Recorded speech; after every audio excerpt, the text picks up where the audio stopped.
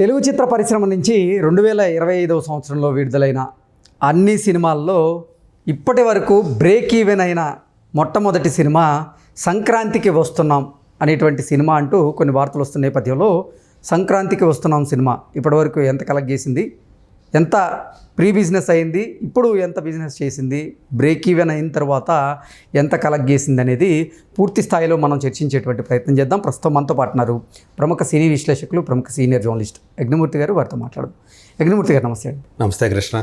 తెలుగు చిత్ర పరిశ్రమలో 2025 సంవత్సరంలో ఇప్పటి వరకు బ్రేక్ ఈవెన్ అయినటువంటి సినిమాల్లో సంక్రాంతికి వస్తున్నాం చిత్రమే మొట్టమొదటిది అంటూ కొన్ని వార్తలు వస్తున్నాయి.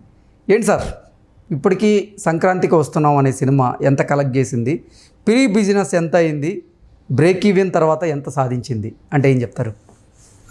యాక్చువల్గా మనకు తెలుసు, సంక్రాంతికి ఈ సందర్భంలో ఆ సీజన్లో తెలుగు ప్రేక్షకులకు సంబంధించినంత వరకు అతిపెద్ద ఫెస్టివల్ సీజన్ ఏదంటే సంక్రాంతి అని మనం అందరికీ తెలిసిన విషయమే. అంటే దసరా కూడా ఉన్నప్పుడు కూడా దసరా సెలవులు బాగా ఆ టైంలో ఎక్కువగా ఇచ్చినప్పటికీ కూడా అందరూ సినిమాలు చూడాలనేటువంటి ఒక తహతహ చూపించేది మాత్రం సంక్రాంతికి అని మనందరికీ తెలిసిందే. సో అట్లా ఈసారి 3 సినిమాలు వచ్చాయి. ఎప్పుడు కూడా ఈ ఫెస్టివల్కే ఎక్కువ సినిమాలు అనేవి బరిలో దిగుతూ ఉంటాయి. అవును, అట్లా ఈసారి 3 సినిమాలు రావటం మనకు తెలుసు. 10వ తేదీ గేమ్ చేంజరు, 12వ తేదీ డాకు మహారాజ్, 14 సంక్రాంతికి వస్తున్నాం. ఈ మూడిట్లో కూడా తక్కువ బడ్జెట్ సినిమా ఏదంటే సంక్రాంతికి వస్తున్నామే. అయినప్పటికీ కూడా అంటే అన్నిటికంటే 3 సినిమాల్లో చివరగా వచ్చి లేటెస్ట్గా వచ్చిన సినిమా సంక్రాంతికి వస్తున్నాం. మిగతా 2 సినిమాల కంటే ముందుగా బ్రేక్ ఈవెన్ అవడం అనేది ఇక్కడ ఒక సంచలనమైనటువంటి విషయమే. ఎందుకంటే అది ఫక్తు ఫ్యామిలీ ఎంటర్టైనర్. సో అలాంటి సినిమాల కోసం ఈ సీజన్లో పర్టికులర్గా సంక్రాంతికి, ఎందుకంటే అందరూ కూడా ఇంటిల్లిపాది అంతా కూడా తమ ఊళ్ళకి వెళ్ళిపోతారు. అక్కడ సంక్రాంతి సంబరాలని చేసుకుంటారు, ఆ భోగి మంటలను ఆస్వాదిస్తారు. ఆ తర్వాత పండగ టైంలో సినిమాలు చూడటానికి ఏ సినిమాలు ఉన్నాయి ఏంటి అని చెప్పేసి ఎంక్వైరీ చేస్తారు. సో ఏది బాగుంది అని చెప్పేసి అనుకుంటే ఆ సినిమాకి వెళతారు. అది కూడా అందరం కలిసి చూసి హ్యాపీగా నవ్వుకునే సినిమా ఏది అని చూస్తారు. సో ఆ రకంగా చూసినప్పుడు వాళ్ళకి ఫస్ట్ చాయిస్గా సంక్రాంతికి వస్తున్నాం. ఎందుకంటే ఆల్మోస్ట్ సెలవులన్నీ అయిపోయే టైంలో సరిగ్గా పండగ రోజే సంక్రాంతికి వస్తున్నాం రిలీజ్ అయింది.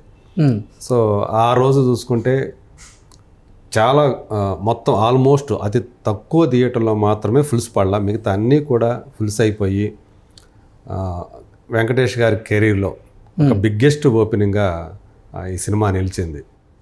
సో దానికి తగ్గట్టుగానే కేవలం 2 రోజుల్లోనే 95% రికవరీ సాధించేసింది. సో నిన్న 3వ రోజుకి వచ్చేటప్పటికి ఆ బ్రేక్ ఈవెన్ అయిపోయి లాభాల్లోకి వచ్చేసారు అందరూ కూడా. ఆ సినిమా మీద పెట్టుబడులు పెట్టినటువంటి ప్రతి ఒక్కరూ కూడా నిన్నే అంటే 3వ రోజే లాభాల్లోకి వచ్చేసారు. ఏంటి సార్ అసలు ప్రీ రిలీజ్ బిజినెస్ ఎలా ఉంది, ఇప్పుడు బ్రేక్ ఈవెన్ తర్వాత ఎంత కలెక్ట్ చేసింది? ఒక్కసారి మనం కనుక చూస్తే ఎలా ఉన్నాయి ఏంటి అని చెప్పేసి మనం చూస్తే సంక్రాంతికి వస్తున్నాం యాక్చువల్గా దీనికి అయినటువంటి ప్రీ రిలీజ్ బిజినెస్ వచ్చి 41.5 కోట్లు ప్రపంచవ్యాప్తంగా. ఓకే. సో అట్లాంటిది అంటే 3వ రోజుది ఇంకా పూర్తి స్థాయిలో మనకు రాలేదు, కానీ అందులో 2 రోజుల్లోనే 41.5 కోట్ల బిజినెస్ చేసినటువంటి సినిమా 2 రోజుల్లోనే 40 కోట్లు వచ్చేసింది షేరు. అదే గ్రాస్ పరంగా చూసుకుంటే 65 కోట్ల పైన వచ్చింది 2 రోజుల్లోనే. అంటే రిలీజ్ అయినటువంటి 2 రోజుల్లోనే బ్రేక్ ఈవెన్ అయిపోయింది, వచ్చేసింది. నిన్నటితో 3వ రోజుతోటి అది కూడా నిన్న మార్నింగ్ షోతే అయిపోయిందని చెప్పి మనకు సమాచారం. ఏది బ్రేక్ ఈవెన్ అనేది. సో మ్యాట్ని నుంచే లాభాల్లోకి వచ్చేసింది ఓవరాల్గా చూసుకున్నప్పుడు. సో ఇప్పుడు 2025లోనే బ్రేక్ ఈవెన్ అయ్యేటటువంటి మొట్టమొదటి సినిమాగా ఇప్పుడు సంక్రాంతికి వస్తున్నాం అనే సినిమా నిలిచింది. సో ఇది ఏ స్థాయి హిట్ అవుతుంది అంటే హిట్ సూపర్ హిట్ కాదు, ఏ స్థాయి బ్లాక్ బస్టర్ అవుతుంది అనేదే ఇప్పుడు అందరూ కూడా ఎదురు చూసినటువంటి విషయం.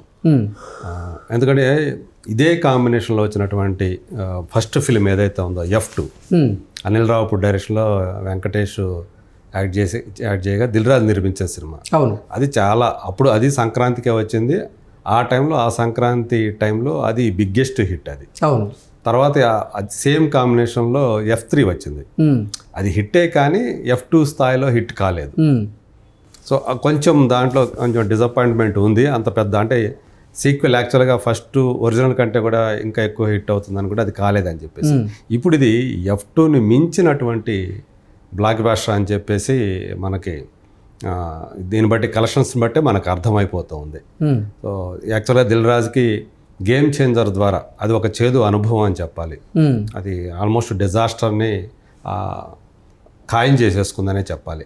సో ఆ సినిమాతోటి ఆయన భారీగా లాస్లు వచ్చే అవకాశం కనిపిస్తున్న టైంలో సో ఆయనే ప్రొడ్యూస్ చేసినట్టు ఈ సంక్రాంతి వస్తున్నాం ఎంతో కొంత ఆ నష్టాన్ని పూడ్చే అవకాశాలు కనిపిస్తున్నాయి. కాకపోతే ఏంటంటే దానికి వచ్చేటువంటి భారీ స్థాయి నష్టాలను పూడ్చలేకపోవచ్చు, కానీ కొంత ఈ మధ్యకాలంలో ఎందుకంటే ఆయన సినిమాలు వరుసగా అందరికీ కూడా నష్టాలు తీసుకొస్తున్నటువంటి పరిస్థితి, ఏది కూడా బ్రేక్ ఈవెన్ కాల. ఒక 4-5 సినిమాలు వరుసగా ఆయనకి బ్రేక్ ఈవెన్ కాల. సో నిర్మాతగా ఫెయిల్ అవుతున్నాడు, డిస్ట్రిబ్యూట్ చేసిన సినిమాలు మాత్రం ఆయన ఆదుకుంటున్నాయి అని చెప్పేసి అది మనం చూస్తూ ఉన్నాం అది ఆ వార్తలు. సో ఇప్పుడు మొత్తానికి దాన్ని బ్రేక్ చేసి ఈ సంక్రాంతి సీజన్లోనే ఒక సినిమా పోయినా ఇంకో సినిమా ఆయన్ని ఆదుకోవటం అనేది కొంతలో ఆయనకి ఊరటనిచ్చేటువంటి అంశంగానే చెప్పాలి. అది కూడా చాలా పెద్ద హిట్ కావటం అనేది. సో చాలా మేరకు గేమ్ చేంజర్ నష్టాలని పూడ్చుకునే అవకాశం ఆయనకి సంక్రాంతికి వస్తున్నాం సినిమా కల్పిస్తుందని చెప్పేసి మనం భావించవచ్చు. ఓకే. సో వెంకటేష్ ఆయన అంటే కామెడీ ఏ స్థాయిలో పండిస్తాడు ఏంటి అనేది మనం ఇదివరకు అనేక సినిమాల్లో చూసాం. సో మొదటి నుంచి కూడా కెరీర్ మొదటి నుంచి కూడా ఒక ఇంట్లో ఇల్లాలు వంటింట్లో ప్రియురాలు అనే సినిమాల్లో ఆయన పండించిన కామెడీ, ఒక సుందరకాండ అనే సినిమాలో ఆయన పండించిన కామెడీ సో మనం చూసాం. సో అప్పటి ఒక వింటేజ్ వెంకటేష్ని మళ్ళీ మనం F2లో చూసాం. సో F2 తర్వాత మళ్ళీ ఆయనకి అలాంటి ఒక మంచి హిట్ రాలేదే అని అనుకున్న టైంలో మళ్ళీ సేమ్ కాంబినేషన్ తోటి మళ్ళీ ఆయన ఇప్పుడు వచ్చి సో పైగా ఆయన కూడా అందులో ఒక పాట పాడాడు మనకు తెలుసు. సో అది కూడా మంచి హిట్ అయింది ఆ పాట కూడా.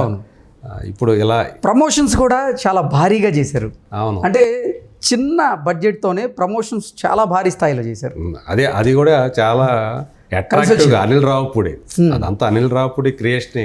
అవి కూడా అవును, ఆయన ఏదైతే ప్రమోషనల్ కంటెంట్ ఏదైతే బయటకు వదిలాడో అదంతా అందులో ఆయన కూడా ఇన్వాల్వ్మెంట్ ఉంది, ఆయన కూడా కనిపిస్తాడు.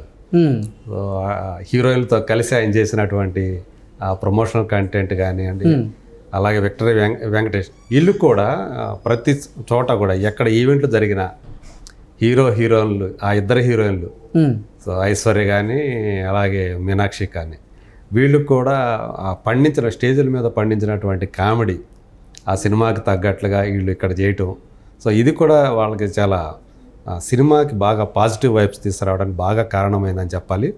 అది మొదటి రోజు నుంచి ఇంకా చెప్పాలంటే నిన్న more than 200 theatres screens add చేశారు నిన్న, అంత డిమాండ్ ఉంది. ఇంకా చెప్పాలంటే అసలు మూతపడిపోయినటువంటి థియేటర్లు చాలా ఈ సినిమాతోటి మళ్ళీ తెరిచారు అని చెప్పేసి.